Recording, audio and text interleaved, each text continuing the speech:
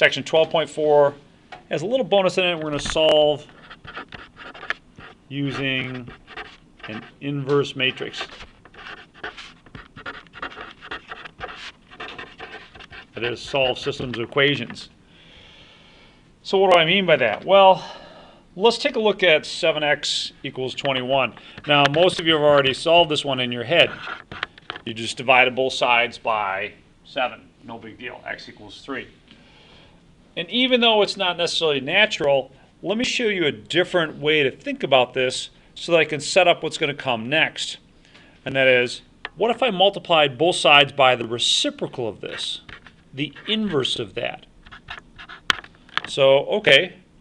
Well, what happens when I multiply 1/7 times 7? What do I get? Yeah, let me put a 1 out in front here. I get a 1. Multiply something by its reciprocal, you get effectively a 1. And then I get an x. And on the right-hand side, well, that's just going to be my answer. It's 1/7 times 21. And what's 1/7 times 21? 3. So I end up with x equals 3. Great. What I want to do is I want to do that same kind of thing, except involving systems of equations. And that's what we're going to do. So how's that going to look? Well, if I had a system of equations, I'm going to write this differently. So for instance, I can take the left-hand side of this and just write down all the coefficients. 1, 1, 1. Or 1, 2, 1. 1, 1, 2. Like that. So that's just the coefficients parts. And then I'm going to have the variable part, or another matrix, x, y, and z. And finally, 11, 14, and 12. Now these are each matrices. So I'm going to call those matrices A. And to distinguish this from the variable x, I'm going to write it like a Roman numeral. AX equals B. So A times X equals B. Now you've written this as a matrix system of equations as opposed to just a regular system of equations. All right, so we're writing this with matrices. So the big question is, well, how does that help me? What difference does that make? Well, it can make a real nice difference here for us if we're clever in using our calculators. So let me come back up to the top here and look at our matrix system of equations. Now maybe you just want to sit back and relax and enjoy the show for just a minute, and I'll show you what we really need out of all this discussion. With matrices, working with matrices is much different than working with the regular numbers that you're used to working with. For instance, it makes a difference which order you multiply matrices, which is outside of your experience. When you're multiplying 7 times 8, it's the same thing as 8 times 7, but that's not true with matrices. So you've got to be a little bit more careful. So this is my system of equations. I'm going to multiply both sides of this by essentially the reciprocal, or the inverse. Now with matrices, it's called the inverse. So I'll multiply a negative 1 on both sides. That's the notation for the inverse. And when you multiply a matrix by its inverse, you get the matrix equivalent of the number 1. So I'll call that I. That's the matrix equivalent of the number 1. And when you multiply the number 1 by something, you just get that something. So, bam, there we go. There's your solution. If somehow we convince our calculator to calculate A inverse times B, we could get a solution to this. So let's see about that. We've already entered the matrix into our calculator. So let's see if we can't solve it. In fact, we've entered both of these matrices into your calculator. So let's take a look at that. If you wanted to double check that you've entered the correct matrix, you can do this. Hit the second key, then the matrix key, and then just type out the number of the matrix you want to see, like A, and check that that's got the right coefficients in there. It does. I could do likewise for B. Looking good there. But what I really want to calculate is A inverse times B. So follow along with the calculations here. So this is what I want to get, A inverse times B. I've already got those typed in correctly. So you can follow along with the keystrokes underneath here. First I got to pull up matrix A, second X inverse, and then type the number 1. Or just press enter. That's A. But I want A inverse. So the inverse key is right there. We just hit it when we hit the matrix key. This time don't hit the second button. And now I need to multiply it by matrix B. It understands that there's a multiplication in between these things if you write them next to each other. So just hit second matrix. This time we want to hit matrix B, and bam, there's your answer. 731. Wow, that's pretty cool. That's really cool that you can get an answer that quickly with the inverse matrix. A lot more user-friendly than some of the other things we've had to work through to get our answers in this one. Did you guys get that on your calculators? Were you able to get that? Thumbs up, George? Yeah? Okay. Alex, thank you. Kez? All right. Looking good. Let's try that again with a different system of equations. So this time our system of equations looks like this. And as before, we're going to write it with matrices. Now, one thing that you're going to need to be careful on in the final is to not confuse a matrix system of equations with an augmented matrix. Maybe after I write this down, we'll figure out what the augmented matrix would look like in comparison. How about the coefficients here? What would the matrix of coefficients be in this one? Manny? 1, 1. Good. 2, 1, -1. Good. 4, -5, 0. Yes, nice. Even though it's nothing here, you still have to account for that down here. We're going to write a 0. So I'll write that X, Y, and Z. The right-hand side. What's going to go on the right-hand side? 2, 5, and 4. Now, just to distinguish that one from the previous one, it's going to be, I'll write it with a C, X, and D. Our solution is going to be pretty much the same thing we did with the previous one. It's going to be C inverse times D. That's going to be our solution. Now, we've already typed those in, so let's just play around with that for a moment.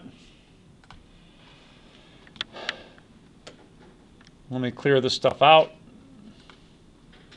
Clear that.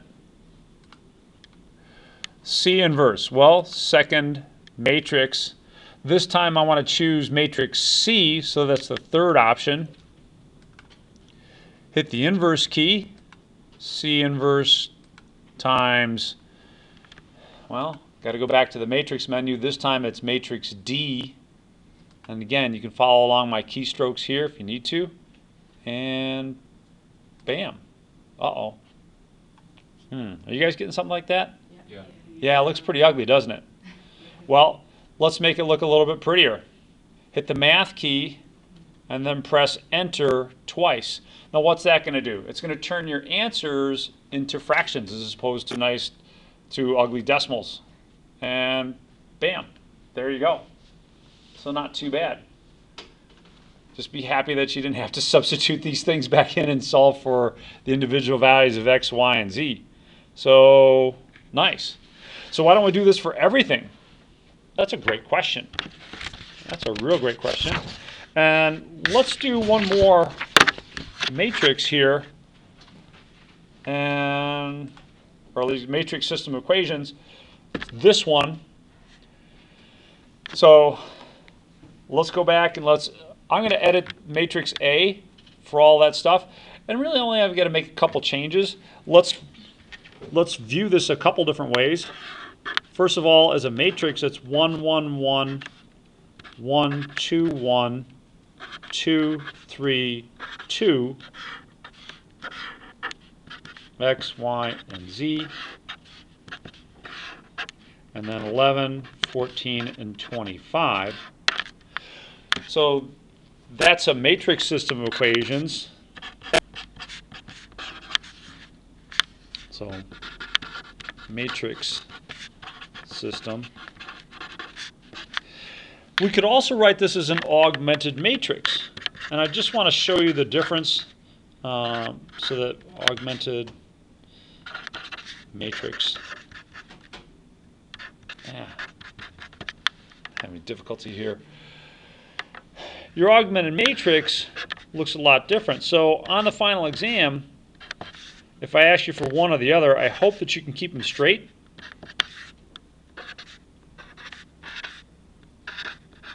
You should expect to solve a system of equations solve a system of 3x3 equations.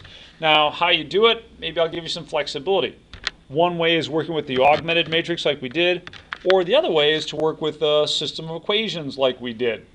A matrix system of equations like we just did with our previous two examples. So let's go back and edit matrix A and matrix B to make them look like this one right here. And if you notice, all we got to do is change the bottom row there in each of those, or the bottom entry. So let me clear this out, clear that out. Let's go back to matrix A, second matrix. Go over to edit. It's still a 3x3 matrix, and the first two rows are all the same. We just got to put the last row as 2, 3, and 2. So we'll make that change. So everyone got that changed? 2, 3, and 2 for that last row in matrix A. Thumbs up on that? All right. Let's edit. Let's exit out of here, and then I'm going to edit matrix B. And again, I've got to make just one change.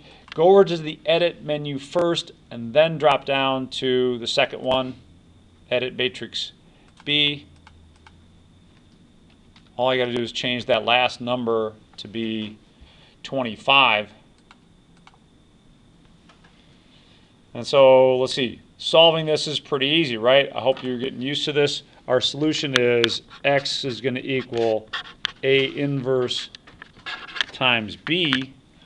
So that's what we want to calculate next. And let's see that. So let me clear this out. Second matrix, A, hit the inverse button, and then B. And uh-oh, mine's giving me an error. Do you guys get an error? Oh. Yep. Well, what's wrong? It says no inverse exist. Now, the reason we're getting an error kind of correlates to something else we did in section 12.5, which was Cramer's rule. So let's take a step back and look at Cramer's rule for just a minute. Here's Cramer's rule for a 3x3 system of equations. You start out with the determinative of the matrix of coefficients, so your A1, B1, C1, etc. And then you're going to take one at a time. You're going to take this column and replace the coefficients of X, then Y, then Z by that column and fill out the matrix. So B1, C1, B2, C2, B3, C3. You don't have to copy this down. This is stuff that we've already done. C1, C2, C3, A1, A2, A3, and so on. B1, B2, and B3. Well, that's not your solution. What do we have to do to find the solution once we have these four values? You remember? You just do a quiz on this. How do you finish solving this problem? Because you're not done just when you get the determinants. Yes?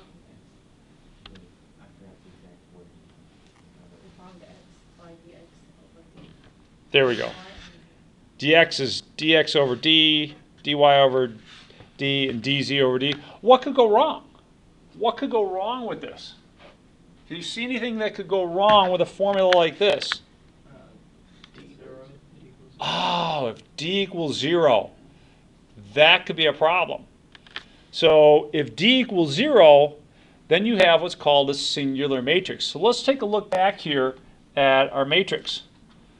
So I'll quit this, say, all right, I just don't want to see that. I want to just check the determinant of matrix A. And this is something you want to pay attention to. You want to write down in your notes because you're going to be using those in just a minute. So second matrix, this time I want to do some math. So go over to determinant, and then you want to take the determinant of matrix A, so you got to go back to this menu. It's a little cumbersome, I admit. Determinant of A, is 0. That makes A singular matrix. And let me give you two little things about matrix A. If determinant of A equals 0, then 1, A is a singular matrix, and 2, A does not have an inverse.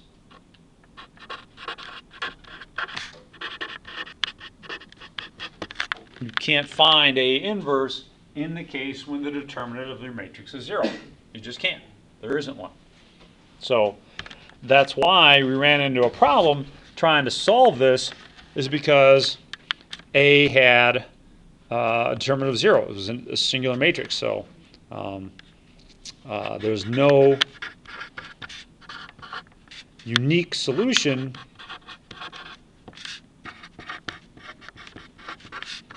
to this system.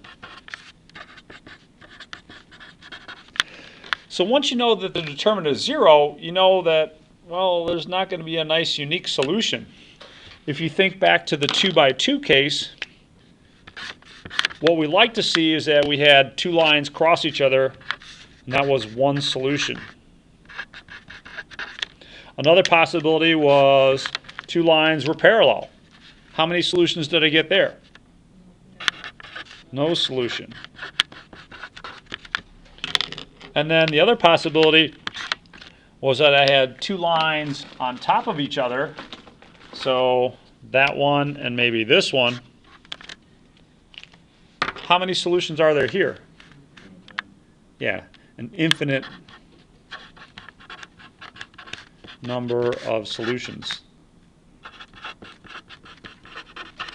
So once you know that there's not an inverse to a matrix, then you've kind of narrowed things down a little bit. You're saying, okay, it has to be a situation like this. Either there's an infinite number of solutions or there's no solutions. Either way, there's not a unique solution. This is your only one where you have a unique solution. The fact that we've got an inverse, or excuse me, that there's no inverse here, is saying, all right, it's one of these two. You're not getting just one nice, neat solution. All right. Make sure you've got this down. Are you able to manipulate your calculator and get all these things? Was that working out okay for you? Is this a cool way to solve a system of equations? Did you like it? Okay. Guys like, nah, I'll do it by hand. I got this. All right. All right. That's it then.